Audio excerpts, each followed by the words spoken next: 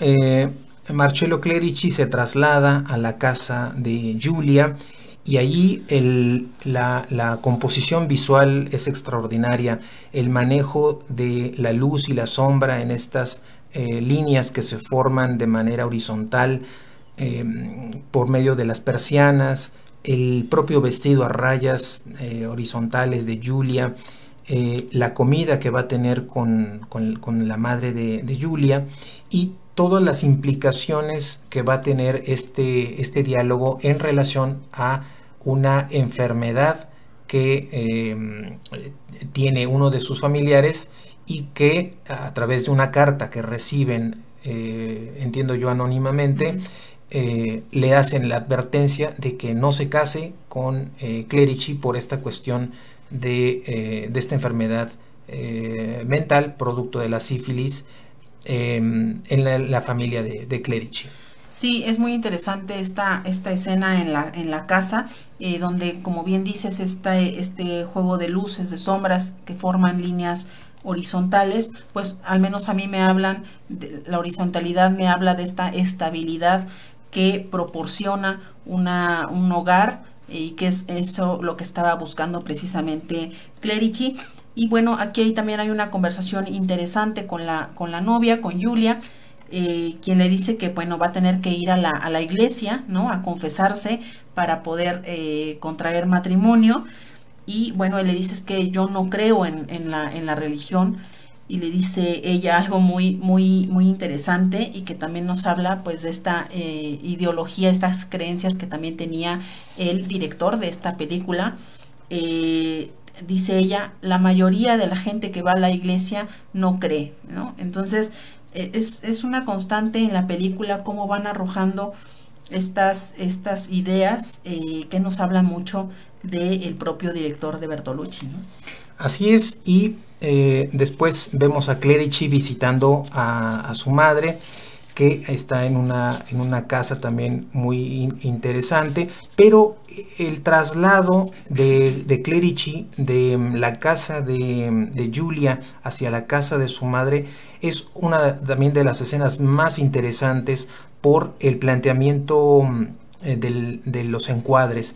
Primero, esta representación del plano holandés, plano inclinado, algunos contrapicados, que van mostrando un poco este carácter dudoso, incertidumbre de Clerici, y que está representado en este tipo de planos holandeses que cuando ya está seguro y ya está dentro de la casa de su madre, ese plano holandés, esa inclinación de la toma se normaliza, haciéndonos ver ese contraste.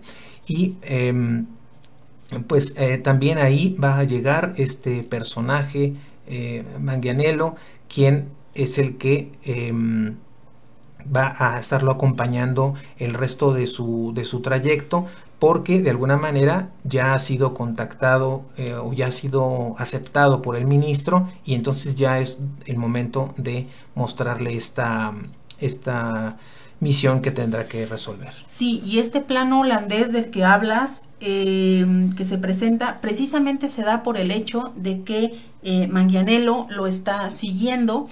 Entonces, bueno, él es esta angustia que siente de saber que un coche lo está siguiendo hacia la casa de su madre.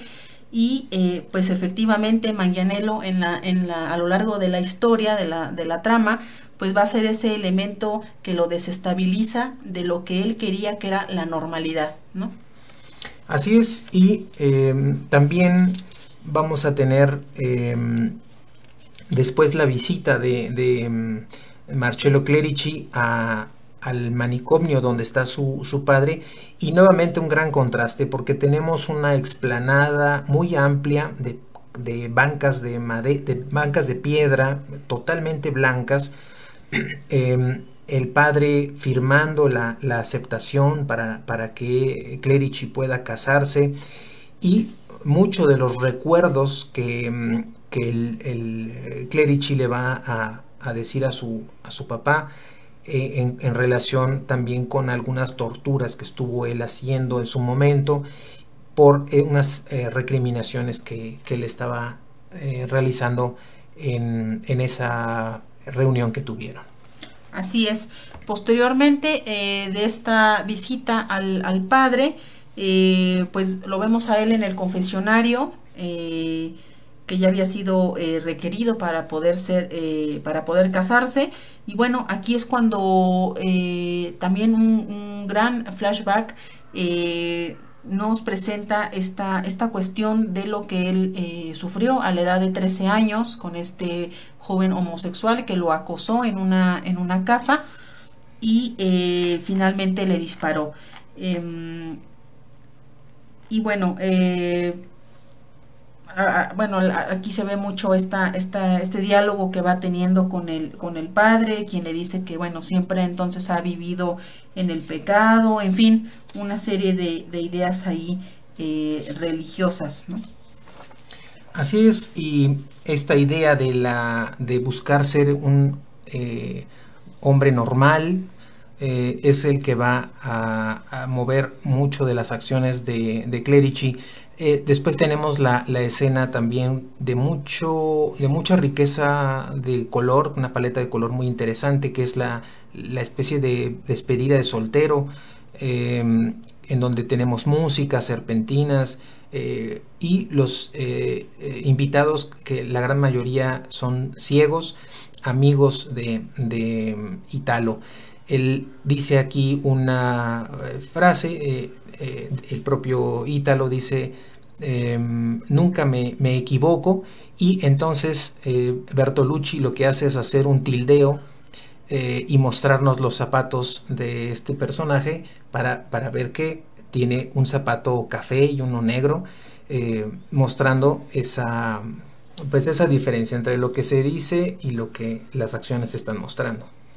Así es. Posteriormente, bueno, vemos cómo ya después después de su matrimonio, va en el tren con su ahora esposa, se dirige a París a pasar su luna de miel, aunque sabemos que él ya tiene una encomienda también que tiene que cumplir. Y bueno, ahí también es muy interesante una escena amorosa con la esposa, donde todo se tiñe de rojo, anaranjado, amarillo, y súbitamente vemos otra vez este contraste al azul, ¿no? Que les comentábamos anteriormente. Bueno, le dice que antes de llegar a París tienen que hacer una parada. Es una cuestión de la encomienda, tiene que recibir órdenes. Sin embargo, todo este tiempo a ella realmente no le comunica nada de lo que está planeando. La esposa está en la suposición de que pues, van a su luna de miel, ¿no?